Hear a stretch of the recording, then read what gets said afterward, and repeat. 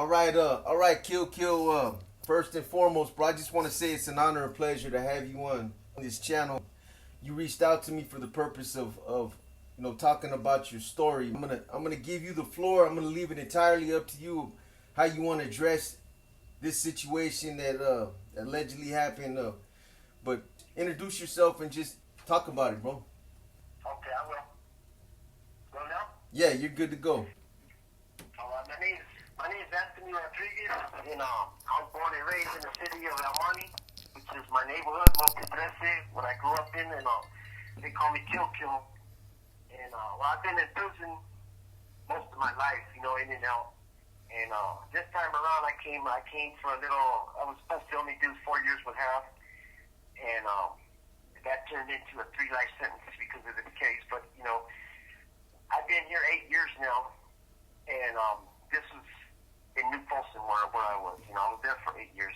Now I'm in Adsig over here, another Adsig over here in Lancaster. But yeah, I was over there in New Folsom for like 8 years. Been going through a lot of stuff, you know what I mean, mentally, physically, but still trying to keep myself, disciplined, But so on this day, I had a guy up there. His name is he went by Rascal. This is the guy that got killed. You know what I mean? And so I met him back there in the shoe, in the Attic. Well, yeah, the shoe, and he was cool. We got along. Everything was cool. He was on the chair with me, and I used to hear him talking to his homies, and he would be asking people for like coffee or soups, and they'd be like, "Nah, I don't got none." And me being right there near him, I would be like, "You know what? I got you." And I would look out for him. So we had a mutual understanding, like a kind of like a mutual respect, And so I've been there. Like I said, I've been in that shoe for a while. I opened up that shoe right there. You know what I mean? And we had yards. Our yards were in the cage, called the dog cages. And while I was there for a while, like I said, so I had a habit of writing, my name and my city, on the cages out there, And well, this guy, he chose to one day, I don't know why, but one day he just chose to write over me, literally write over me. He wrote Rascal and his hood. So a couple of days later, I go to yard and I'm with my friends, with my people, and I'm in another cage working out, but we're all talking. We're all in our own little individual dog cages, and one of my boys, which is my climbing in this case, and his name is Monster, and he's from Chicken, and he's like, "Hey man, that guy you talked to, your friend? Look what he did," and he shows me the wall, where he wrote over me, literally wrote over me, and I seen it, and I said, "Man, I'm gonna kill this dude," and everybody was just like, "Oh shit, this was crazy," you know what I mean? So, the rest of the yard, everybody was talking and having a good time, and I was sitting there on the seat, in my cage quiet, speaking about this. I couldn't let it go. For some reason, something in my mind was telling me, like, I gotta do this. I gotta really show this dude this. You know what I mean? So, by the time that a few minutes, like about 20 minutes go by, my voice is like, "Hey, what's up, bro? Why are you quiet over there?" I'm like, "You know what, bro? I'm gonna kill this dude. That's it." You know what I mean? So a couple of weeks go by, you know what I mean? And all my friends, my homies, they're all trying to tell me, "Hey, you're going home, bro." This call and your telephone number will be monitored and recorded. You're going home in a few months. You're about to max out. You know what I mean? You're already fucked your date off. You're supposed to only be here for 4.5 years, but you ended up, being here all this other time. So, let it go. Go home. If anything, somebody else will have somebody else do it that got all day, just got life or something. You know what I mean? I'm like, nah, I won't ever let no one handle my business. So I had another older homie. He kept trying hard. Don't do it, please, don't do it. You know what I mean? Just go home. And finally, I break down and I'm like, you know what? I seen an old man walk by. I don't know who he was, but he was wearing a diaper. He was using a walker. I seen that and I said, you know what? I don't want to spend my life in prison. Yeah, I don't want to be I don't want to do that. I don't want to be that guy right here. Yeah. You know what I mean? So I'm not going to do it. So the next 3 was going to be our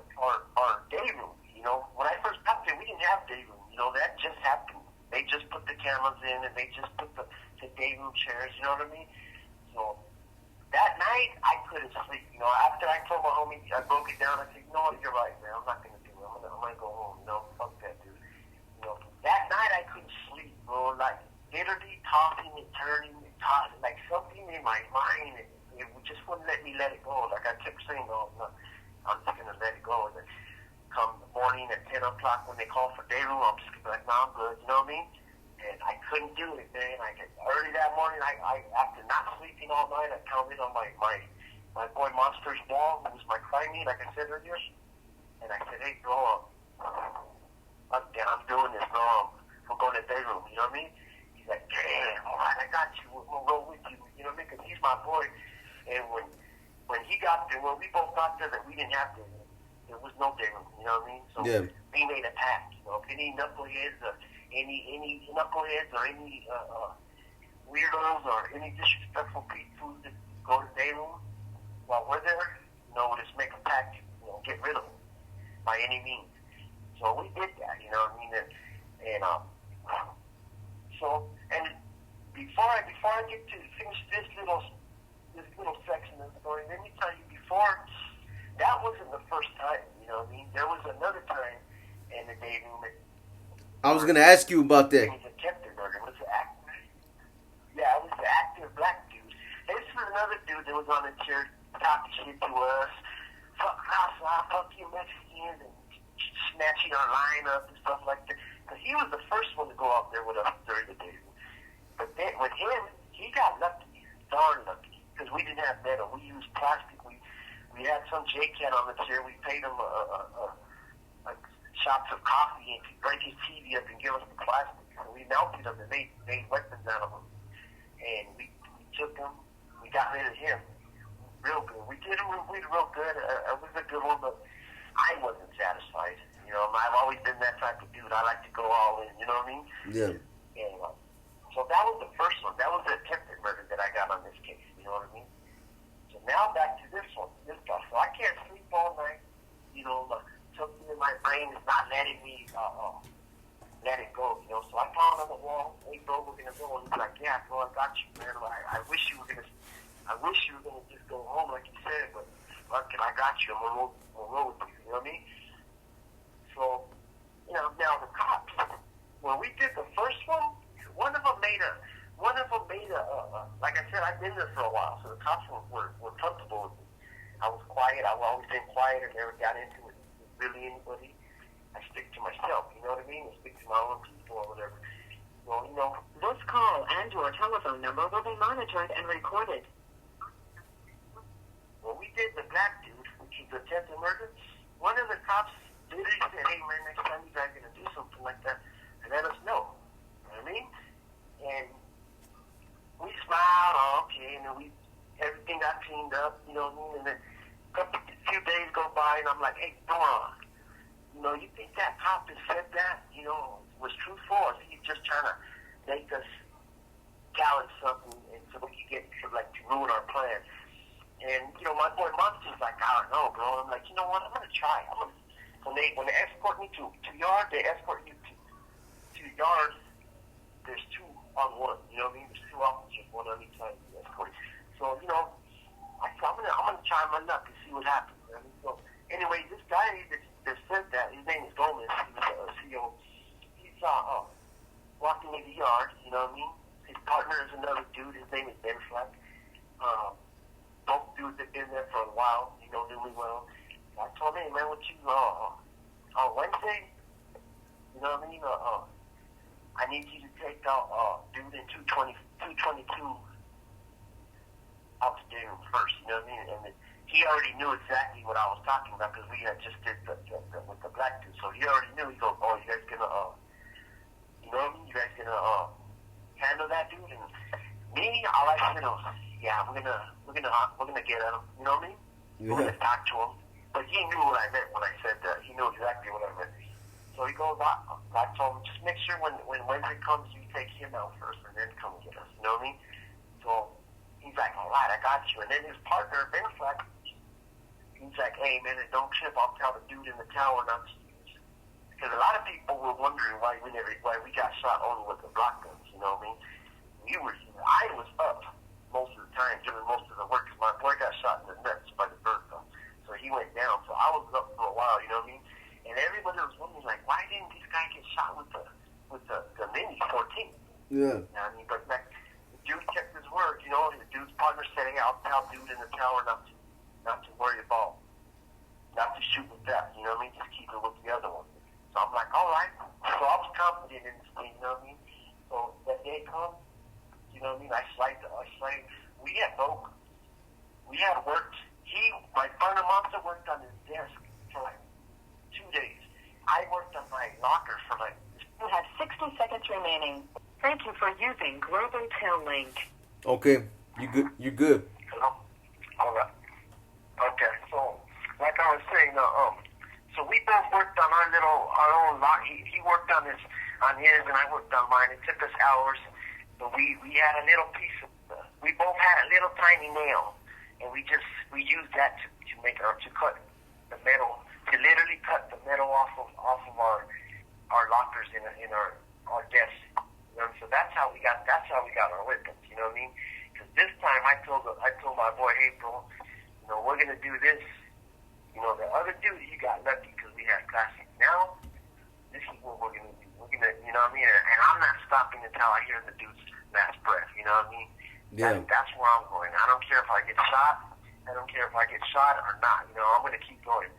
He's like, all right, bro. You know, but I'm worried about you. I don't want you to get shot because what if they do use it? You know, I told him, don't trip on all that, bro. It's all good. I'm not worried about it. You know, so we got a thing. So that morning, the other homie that was beside me, he was like, hey, bro, that's the one that was really trying to get me to not do it. He was trying to get me to go. He even cried. He even had tears in his eyes because I didn't want to listen to him. You know, he was like, man, I want you to go home. I'm a lifer. I don't want you know what I mean? Yeah. So anyways, I talked him into holding. I said, when we go to day room, I'm going to pass you weapons. You see the cops take us down there, and you see us both coming out of our cuffs, and you see me running up the stairs. Make sure you have these things under the door already, like pushed outside your door. I don't want to have to come up here and wait. You just throw them under the door, have them, you know what I mean? Yeah. Like, all right. So that's how we got the red out the last time, you know what I mean? This time, because that was the only way, because when they came to get us, they, you know, even though they knew what was going to go on, they still had to search. They wanted us, you know what I mean? We told them. This call and your telephone number will be monitored and recorded. We had our own homemade keys. That's how we've been coming out of the custody to take care of business. You know, I had been in that prison 8 years, and this is actually my 5th time coming out of my custody, stabbing somebody. You know, for pissing me off. You know what I mean? Yeah. So this last one was just a murder. You know, the other ones were just assault with battery with weapons. You know what I mean? So I passed the things to the homie.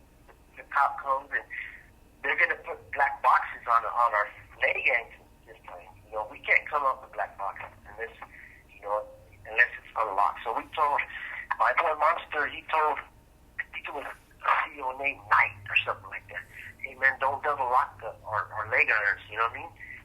And they're like, all right, we got you. You know what I mean? Don't trip. So they didn't double lock it. You know what I'm saying? So that's all.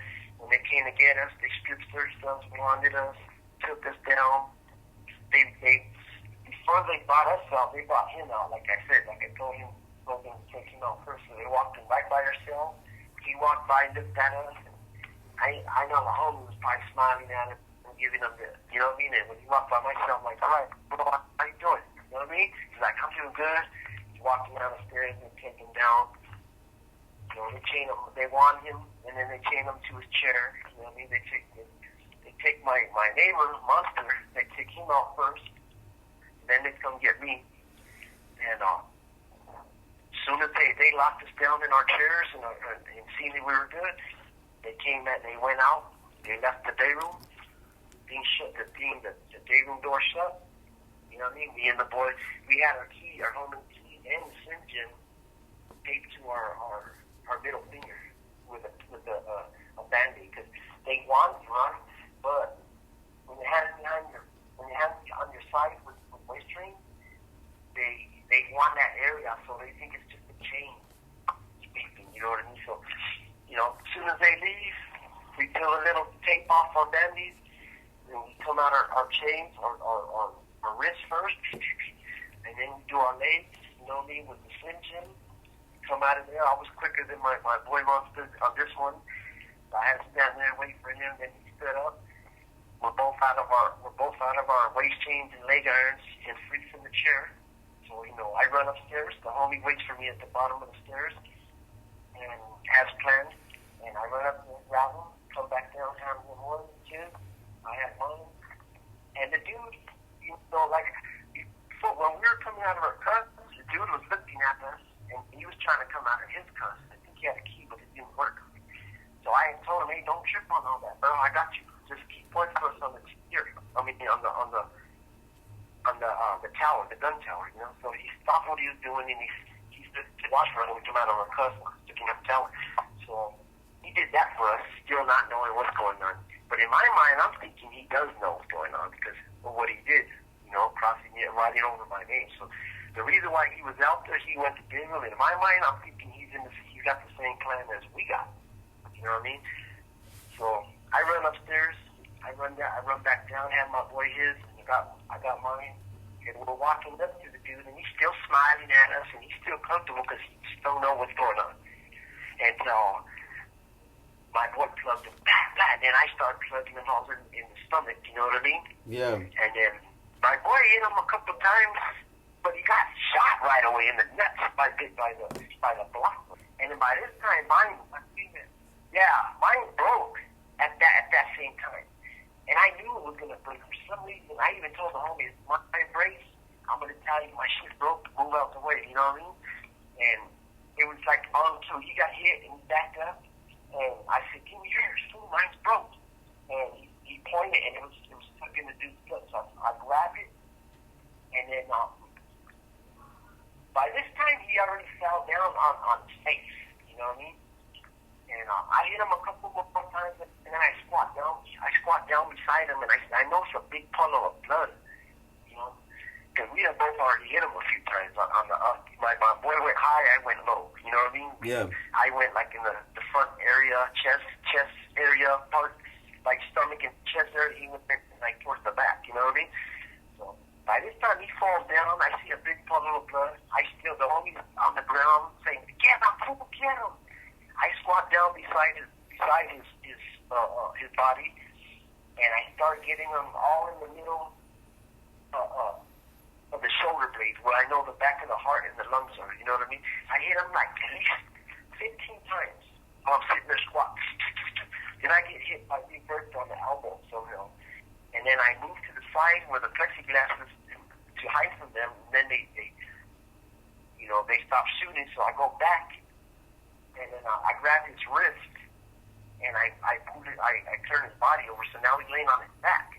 And when I did that, his head was kind of like leaning on the wall, and his body was laid flat. So he made a sound, which kind of made me trip up. Because when I grabbed his wrist and I pulled it and I turned him over on his back, I was looking up at the tower. So anyways, I heard, "Oh." Literally, that was his last word. Then I looked down. I said, "What the fuck?" Yeah, and I realized that was his last breath. That's called that was his last breath. It's called a death rattle. Exactly. That's exactly what it was. Yup, you were exactly right. So that happened. So I squat down beside him still, and all in the front, in the same area where I hit him in the back, I get in the front, you know, between the shoulder blades, like where I know the heart and the lungs are. I get him another at least 15, 20 times. Like, I'm literally not stopping. I'm like, and then they shoot again. This time they hit me in the back. You know what I mean? So I moved towards the plexiglass by the starter chairs to hide, like to duck from them, and then they stop. So I go back, squat down, like leaning next to the dude, and still more times in the chest. Finally, I know he's gone. Like, he's just, you know what I mean? He's not even doing it. You know, he's not even, you know? So he's gone. It was overkill. Everybody even said it was overkill, you know? So I get up. I look at the homie. By this time, the homie's on the floor like, oh. I'm like, what they shoot you with? Because if you told me that they shot him with the bird claw, I was planning on not getting down, not throwing the weapon and getting down and throwing down, letting him come in. I was going to, go crazy. You know what I mean? Yeah. But he looked down. He felt where he got shot. And he goes, I don't see blood, bro. I think it's just burnt though. I'm like, all right.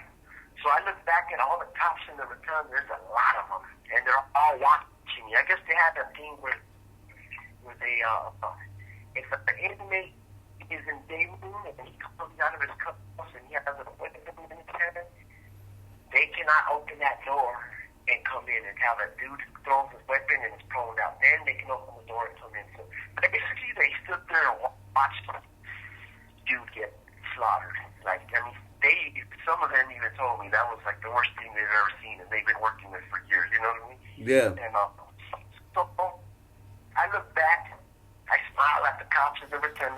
I throw a weapon, and I notice it's all bent up too, and I'm like, damn. So I get down, I pull down, and the door opens, and then they come, they smashes with the shield, and then they put the cuffs back on us and our leg irons, and took the pictures, you know what I mean? But yeah, that's the gist. That's what now. But when like I said, that was the 5th time I came out of my cuffs since I've been there, and I'm not saying this to boost because I'm not really that guy. I'm the type of guy that's quiet, humble. I don't mess with nobody. Like you never hear me on the here screaming and yelling. You never hear, if I do business with somebody, I have a strict rule in making sure that it's done right. Nobody gets burned because, that could go bad in prison. And anything you go to prison follows you to other prison. So I've always been that kind of guy, you know what I mean? But like I said, 5 times I've had it come out, and mostly on blacks. These dudes were like active Crips, and they were just in the back disrespecting us, you know what I mean? Like, I don't know, they thought that it was cool being behind the door, out in the cages in the yard, disrespecting us because, we're all cuffed up and nobody could get to nobody. But, on those guys, the joke was on them, Hey, so I gotta. That's the gist of it. That's the gist of it right there. Now, I go to the county jail. I'm there for a while, and I know it. Yeah. No. Go ahead. We got lag time, bro, and your phone's kind of breaking up a little bit, but it's all good. I just got a couple questions for you when you're done. When you're done. No, go ahead. I'm done. That was pretty much the whole thing. Okay, no. So real quick, I know some of these guys are probably gonna ask these same questions. So did this guy say anything as he was being stabbed? Did he say anything to you guys? Was he talking? He didn't say not one word. He didn't make not one word. He had, like I said, he was cuffed up. He had a leg on. He was chained he was bolted to the chair. But the waist chains that they had on us were the ones where they had a lot of slack where you could raise your hands up to the sky. You know what I mean? So like, he was able to, he was swinging back at it. He didn't make no noise. He was just swinging, trying to fight for his life the best way he could. But no, he didn't. Only time he made any kind of noise was that death rattle. Yeah. Which to this day, I still hear. Yeah, I bet, bro. Hey, so what was the purpose for you guys being out there in the day room? That was just a new thing. Like I said, I've been back there 8 years, went from the shoe to the attic. So they just opened up that shoe and they called it LTRA. They called it long-term restricted housing. So they moved me there when they opened it up. It was another building first, something else, but they cleared it and they opened. This call and your telephone number will be monitored and recorded. They finally decided they're going to have a day room. So they started putting the chairs, you know what I mean? And then they put the cameras in, you know what I mean? But yeah, the purpose of the day room was just for recreationists, for us back there. It was mandatory for us to have one day a week day room, and then an amount of time on yard out in the cages and the dog cages. You have 60 seconds remaining. So they don't got nobody that was active in that building with you guys? What do you mean? Yeah. Actually, the blacks, the morenos were the ones active. Everybody else was pretty much there on just doing their own thing. You know what I mean? Thank you for using Global Tel Link. Okay. So you said that the Africanos, they were the only ones that were active in that building. Yeah. Yep. Okay. So would they let actives out with guys that are not the non-actives? Yeah, they did. They would let them go to day room. Anybody that was on your tier was able to go to day room. They do it like the morning time will be top tier day room, and then the evening time will be bottom tier. But whoever's on your tier, they could go with you. So from the angles that I seen, it showed like from the cameras, bro. That looked like the camera was near the tower somewhere. So the whole time while this incident was happening, the tower's they're not there monitoring you guys. They're not there watching. Yeah, the dude was on the tower. He was, like I said, you know, I mean, these dudes knew already what was going to go on.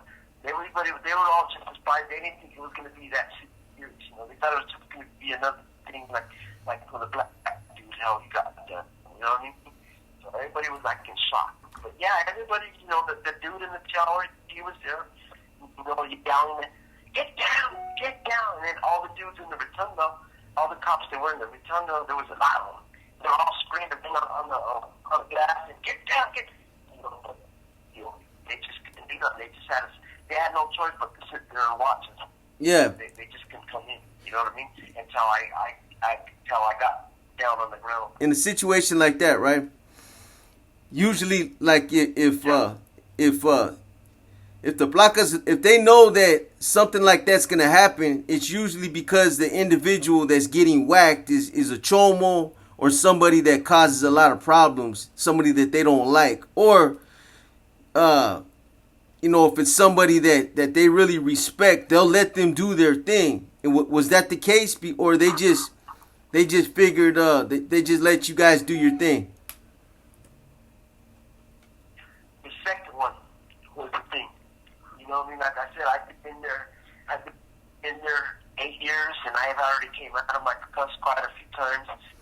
So they're pretty, you know what I mean? So they pretty much let me do my thing. You know what I mean? Yeah. Like every time that I came out, you come out of your cuss and you're attacking somebody, you usually get spray beat or beat down by the batons, the batons, whatever you call them.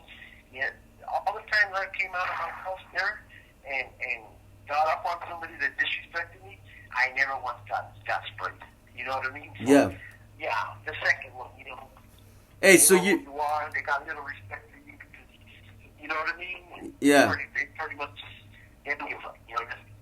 Hey, so let me ask you this, bro. You're the way that you told the story is it was very descriptive, bro. You're not worried about this incriminating you. You know, it's not gonna hurt you in court, is it?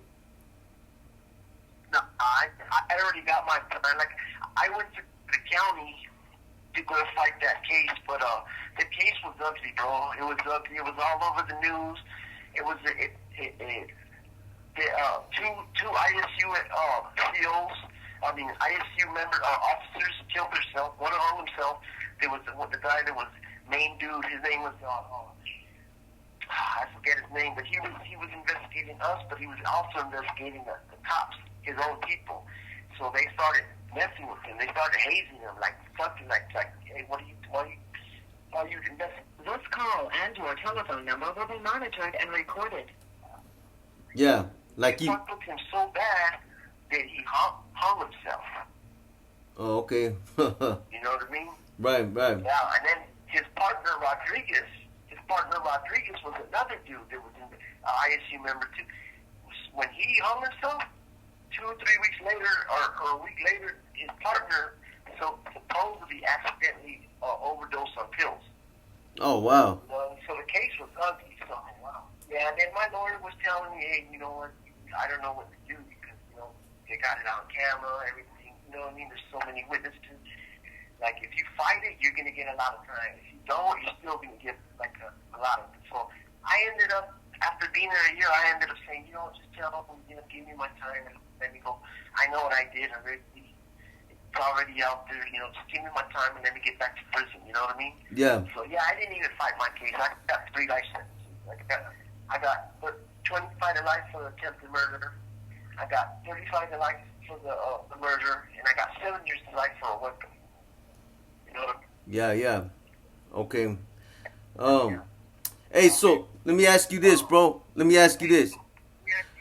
So when these huras, them knowing that you guys are able to come out of your handcuffs, why do you think they allowed you guys to continue going out there? It would seem like after an incident like that they would take some kind of precautions as far as maybe changing out the cuffs, maybe making you guys wear those black boxes or something instead of continuing to let you guys come out with those handcuffs, knowing that you guys are more prone to slip in the cuffs, bro.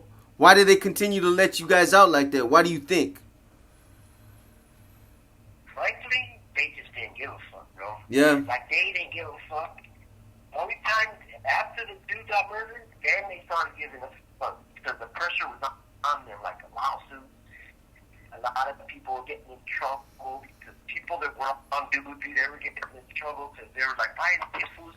They just had a month ago and they're still out in day room, and you know what I mean? And, yeah, there was a lot of trouble, so that's the only time but frankly, they didn't give a fuck.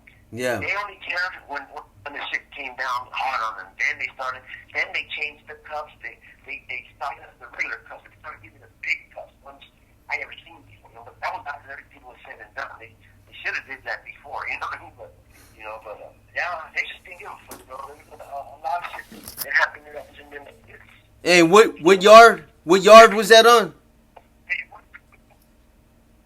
B-yard. In Folsom, right? B-yard. It was New Folsom B-yard, and it was a shoe. The shoe. Okay. Hey, and that guy, the victim, Yeah. what did they call him? They called him Rascal.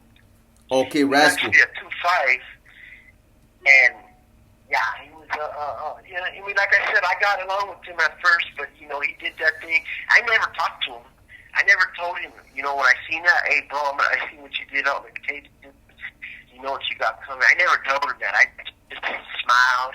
You know, I went to the shower and by his cell, and when I went, I hollered his name. He answered. I said, hey, bro, you going to day room with us on Wednesday? He's like, oh, no, I wasn't going to, but you need me to? I said, yeah, bro, I need you to because they had just took our phone privileges for some reason in the shoe right there. I don't know why. So I said, yeah, I need you. We need some more homies to go out there because we're going to try to hold the day room hostage to get the lieutenant over here to talk to him about our phone, why they took our phone privileges. So he's like, all right, bro, if you need me to go out there, I'll go, bro.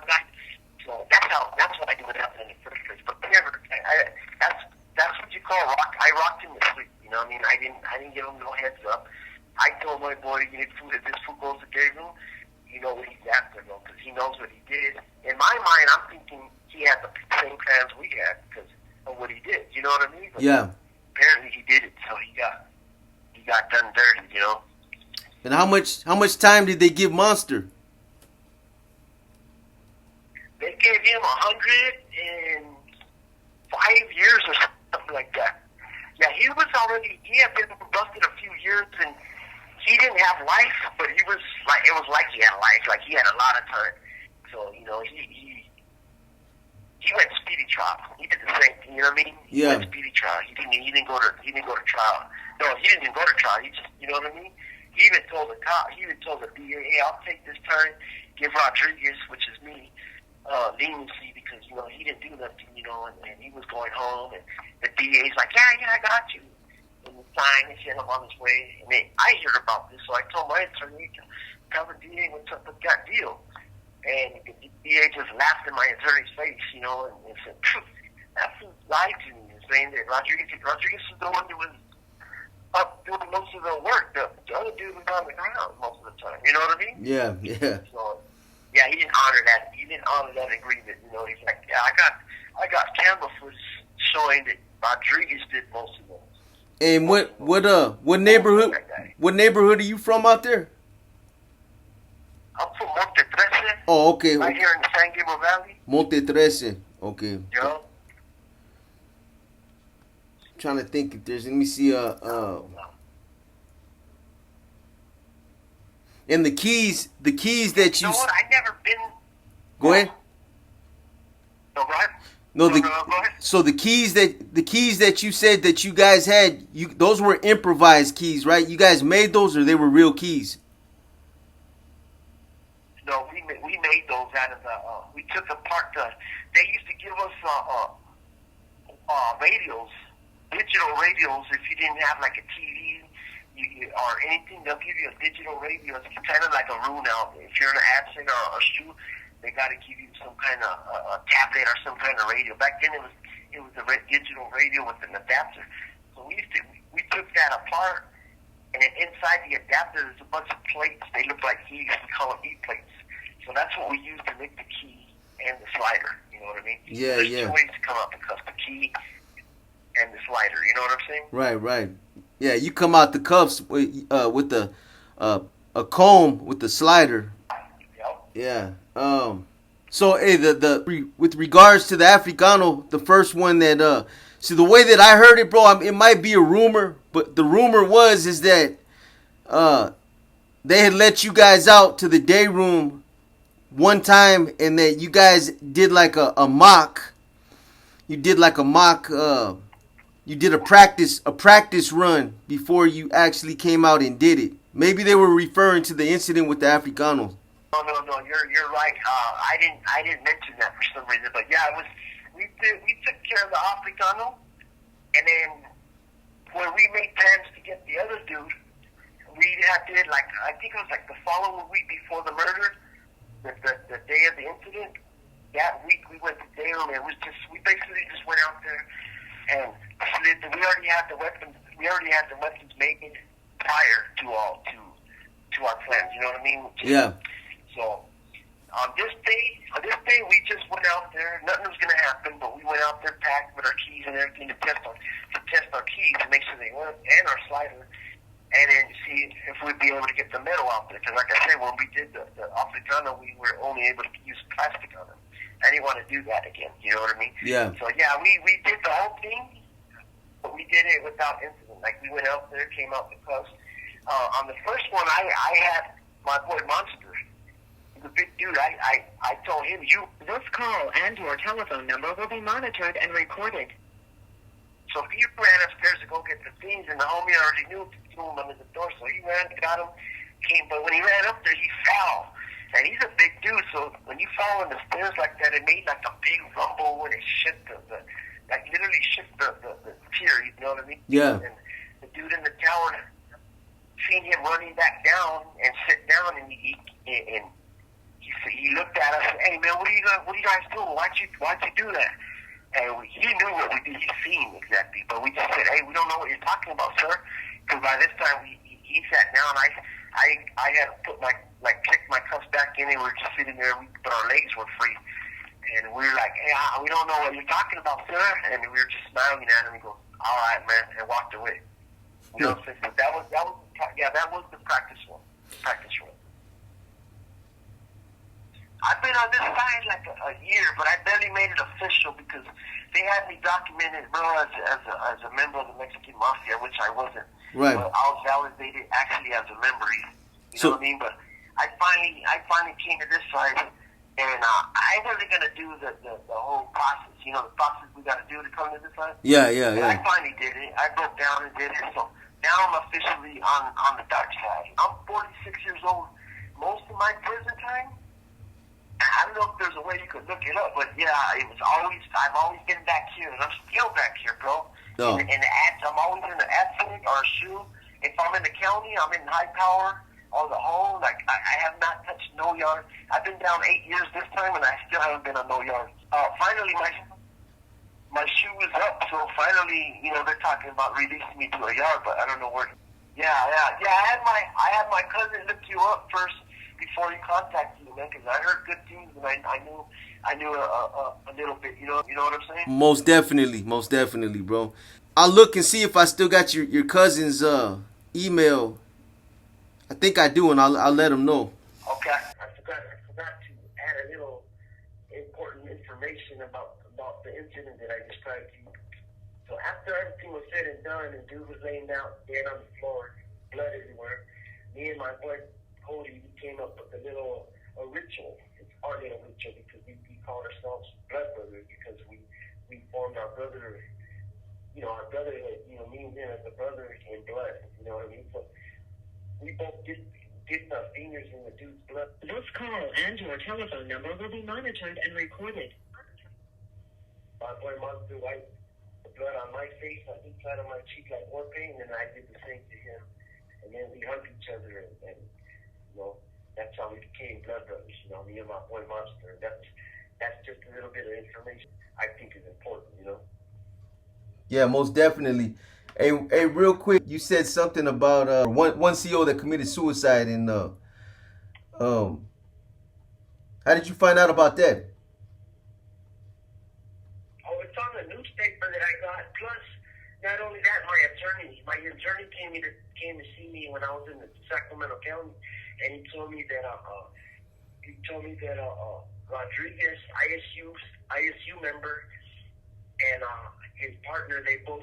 Rodriguez accidentally OD'd, supposedly, that's what they said, but his partner, another ISU member who was a sergeant, you know what I mean, and he hung himself, and he did that because his own people, his own other officers were like, from what my attorney said, that they were hazing him, they were fucking with him, telling him, why are you coming after us? They're the ones that did it, you know what I mean? Like, he rushed out of it. And he was intent on investigating them. So they fucked with him so much that and they told him, you can't come to the prison no more at all. And next you know, he hung himself, and then his partner took those pills. So yeah, I found that out by my attorney.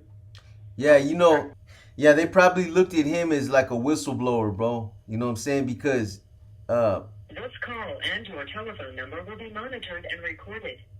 Whenever there's an incident like that, you know how it is. They have a brotherhood themselves, and nobody's supposed to step out of those lines.